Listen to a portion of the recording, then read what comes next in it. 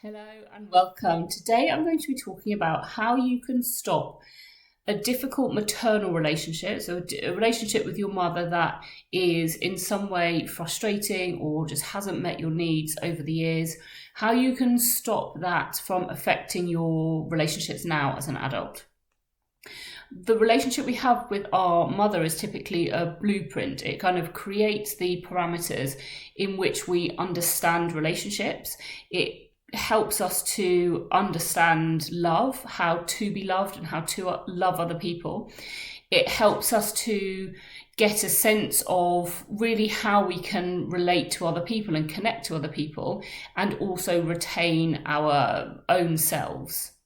Now, if your relationship with your mother when you were developing, when you were a child, if that was maybe enmeshed, for example, which means that your mother didn't see you as your own person, she saw you as really an extension of herself, and therefore she didn't allow you to develop in the way that you needed to.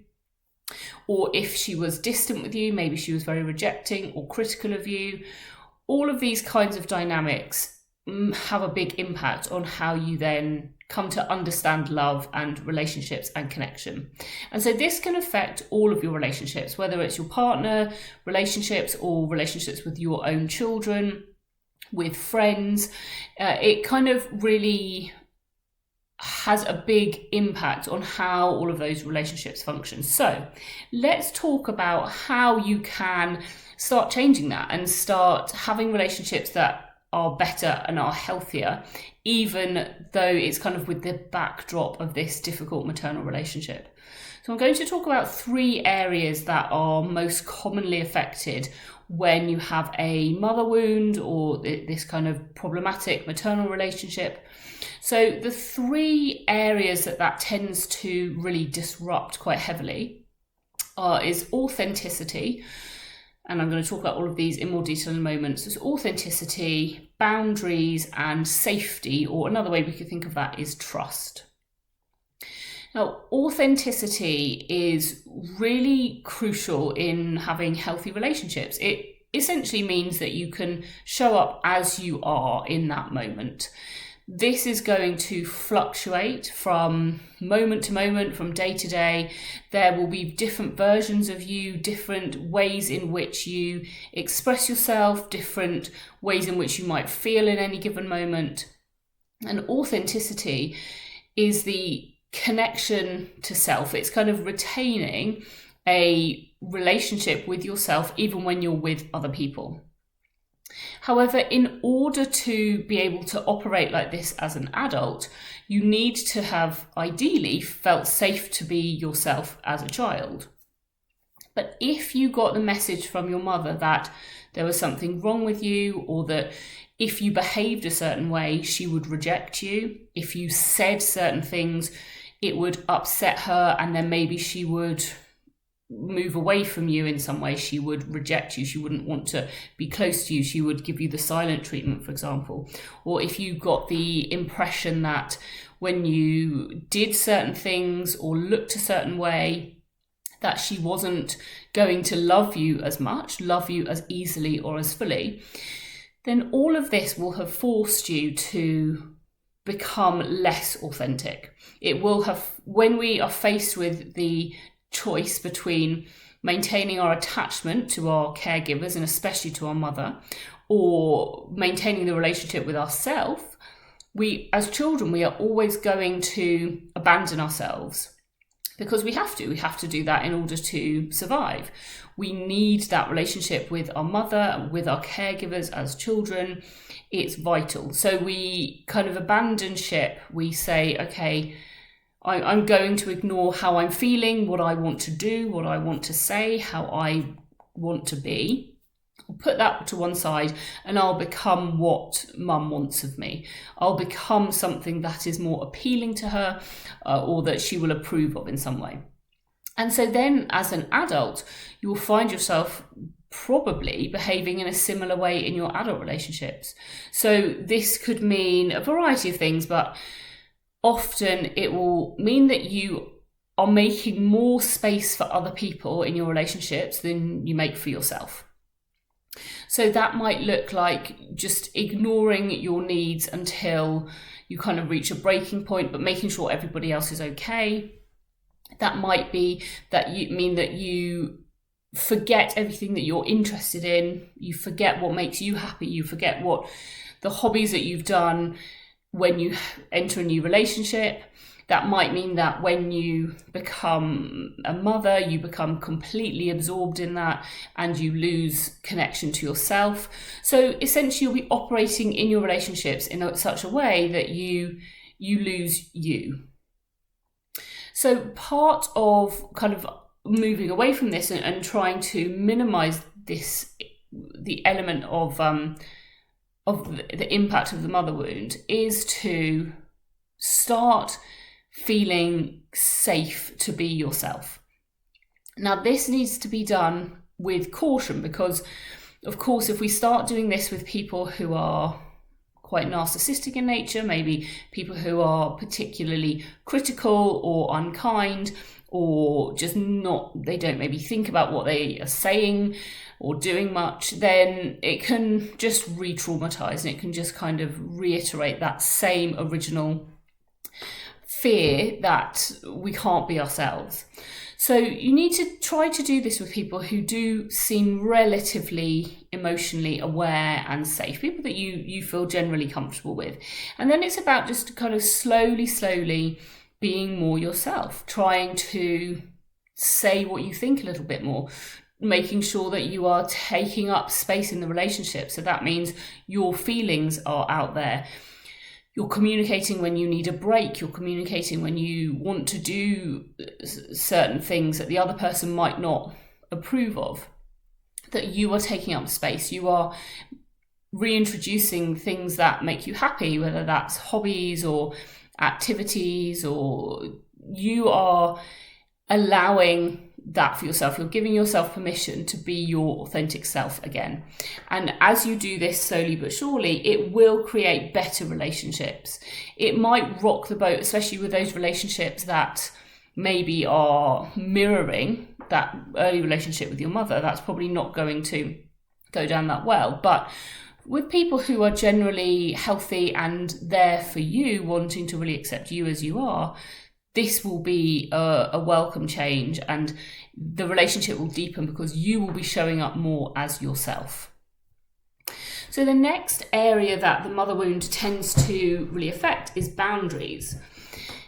We are all born with intuition, and part of intuition is our boundaries. Part of our kind of that gut instinct that says, no, this is too much, or I need to do something different, or this doesn't feel safe, this doesn't feel right. All of that is, those are boundaries, and they're coming from your gut instinct. However, if your mother didn't allow for that, if you were punished, whether subtly or not so subtly, for trying to establish your boundaries, if she found it very difficult when you set a boundary against her, maybe saying you didn't want to spend time with her, maybe saying that you didn't want to do whatever she was asking, she then became quite wounded, and then that felt threatening to you, that felt as if she might detach from you or disconnect from you, then boundaries are going to feel really, really hard. And also, if your mother just really didn't take your boundaries seriously, right? Inbuilt in the parent-child relationship is an imbalance. The parent is in a position of power. Of course, they are adults. The child is literally dependent on them in so many ways. And if your mother exploited that, then she may well just have been completely dismissive of your boundaries, of when you tried to tell her how you were feeling, or that something didn't feel right, or that you didn't want to do something, or you didn't want to wear something, or you didn't want to eat something, that she would just kind of railroad those boundaries and just act as if they kind of didn't exist at all. Then again, of course, it's going to be really, really difficult to set boundaries as an adult. But having relationships as an adult without boundaries is not sustainable. It will get to the point at which the relationship just feels too overwhelming or just too difficult, if you can't tell somebody when something isn't okay, or you can't say no to somebody, you can't set your limits with someone in whatever form that might be, then it's just not going to last. So working on boundaries, on being able to really just kind of state your claim and voice where you're at, voice what you're needing, what is feeling okay and what isn't feeling okay, being able to communicate what isn't working for you. When you can do that, then your relationships are going to become much healthier and much more sustainable. Boundaries are not designed to keep people out. They're not a kind of barricade. When there are boundaries like that, actually, then if we think of boundaries as on a spectrum, then up at one end are these porous kind of loose boundaries, and up at the other is rigid boundaries, and neither end is useful. What we want to do is be in the middle, whereby we're setting clear boundaries. You have a clear understanding of yourself and your own limits, but you're also not shutting people out and shutting down. We need to kind of learn how to do a bit of both, and then your relationships will benefit as a result. And finally, then, the last area I want to talk about is the idea of safety or trust. And trust is a really difficult, complex subject, because ultimately, if our trust has been betrayed by our mother, it is really difficult to recover from. Not impossible, but it does definitely take time. But it's not just time, it's time passing, but with the intention to become more open and more vulnerable and softer with people. And the way that we can start to do that is by working on our nervous system and creating safety within ourselves, becoming more grounded and connected to ourselves. And what that will do is it creates this sense that if you are vulnerable with people, if you are open with people, that you will still be okay, even if it doesn't work out well. So it's not just kind of opening the doors and not having boundaries. Of course, boundaries is one of the areas that we just talked about, but it's about softening, allowing for connection, and wanting to feel safe with people again. And the way we feel safe with other people is we learn how to feel safe with ourselves. So nervous system healing is really, really helpful for this. I'll do a video on that specifically soon, but generally finding ways to bring your nervous system into the rest and digest side of things. So there's fight or flight, there's also freeze, and then there's rest and digest. And rest and digest is when we're feeling generally comfortable, safe, okay, things are repairing themselves, things are feeling kind of manageable. And the more time we spend in that part of our nervous system, the more we can encourage our nervous system into that rest and digest state, then the safer you'll generally be feeling. And when you're generally feeling safer, you can start feeling more relaxed. And the more relaxed you feel, you can then feel safe to become more grounded. And then that's going to have a knock-on effect with your relationship. So you're then going to be in a better position to be open, to receive people, to feeling able to be loved. Because relationships, of course, it's not just about loving other people, it's about receiving love and accepting love as well, which is complex. If your mother's love was toxic in some way or came with kind of lots of caveats or conditions. So it's a work in progress, but you can get to a point that you feel more safe. You can get to a point whereby you feel more able to trust people. And this doesn't mean trusting everybody, but it means just living in a more soft space.